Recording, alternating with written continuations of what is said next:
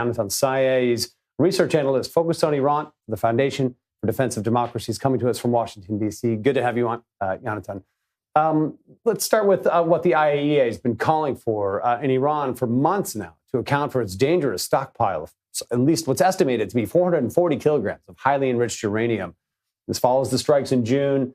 Inspections have not resumed. There's been no oversight of any kind. Look, is this a ploy or a substantive meeting, with the UN watchdog today? And to add to this, does it reveal that at this point these talks are truly just about the nuclear issue?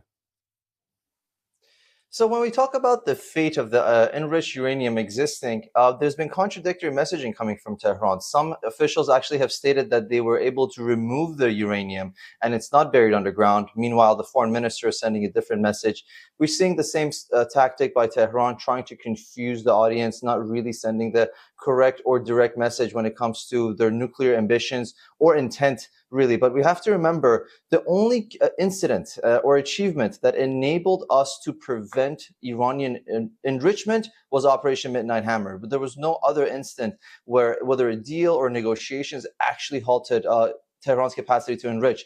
The question is this uranium really worth negotiating over, given that the regime at its weakest? So are we going to really leverage the death of over 40,000 Iranian unarmed protesters simply to discuss a fate of enriched uranium that we know we have other options on the table to address? That, I guess, remains to be seen.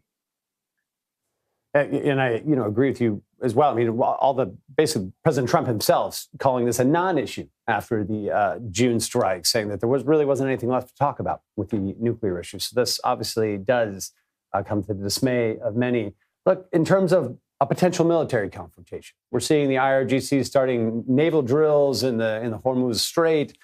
The U.S. is still steaming assets to the region right now. Does Iran appear to be readying for a fight, just as the U.S. is? Interestingly enough, they were also preparing and embracing for an attack prior to the 12-day war, and they were not able to really do much. So there's only so much they can prepare, given that you're talking about a country that does not prioritize its citizens' lives, meaning there's no alarm system in place, there's no shelters in case there's going to be a war. And we've seen them do these drills in the past. Nothing really came of it, given that usually these attacks are able to leverage this intel services on the ground that could be to an extent preemptive. Listen, when it comes down to the Persian Gulf, they've been threatening that the most. It seems like Persian Gulf is going to be the main theater of a confrontation, potentially speaking. We see their propaganda focusing on that. But you're talking about a regime that does not have an air force, does not have air defenses anymore.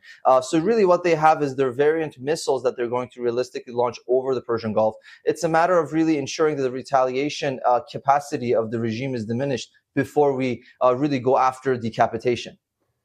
Look, another aspect here that I think is significant, I want to get your thoughts on. I mean, we're seeing reports, videos emerging now of renewed street demonstrations across Iran after the huge showing in Munich, LA, Toronto, elsewhere in the last few days of Iranian exiles and many others, coming out to support them. Interesting, I'll just add, to see Israeli flags and all those big crowds. Might this renewed unrest in Iran, if it is in fact that, bring this issue back to its origins, affect the talks, not just take them off the nuclear issue, but something more punitive, again, on this murderous revolutionary regime? It certainly plays into Washington's calculations. Ultimately, this is not just a protest wave. It was a greater anti-regime movement, and protests were only one pillar of it. Sometimes they die out or at least fizzle out because of the brutal repression, but nothing is back to normal. Life is not really ordinary in any way in Iran anymore. To Iranians, there's no way out but through. They see this as a revolutionary movement, meaning there needs to be a next step afterwards.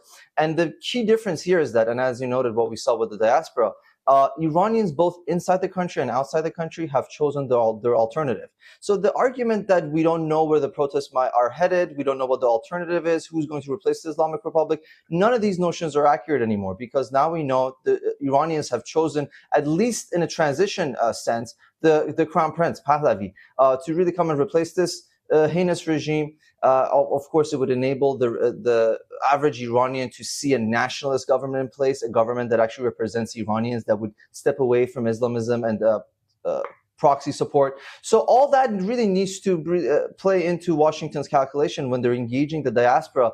They should know that there's no disunity amongst Iranians. The example is very clear cut, and the last thing I say is that the momentum on the ground has not died. And again, if we're going to go about a military campaign that's not going to have boots on the ground, it's about leveraging what's happening in the Iranian streets, and they have not died out. Janatan, Sayeh, I appreciate your analysis and spending time with us on the program all the way from D.C. Thank you. Thank you. Thank you.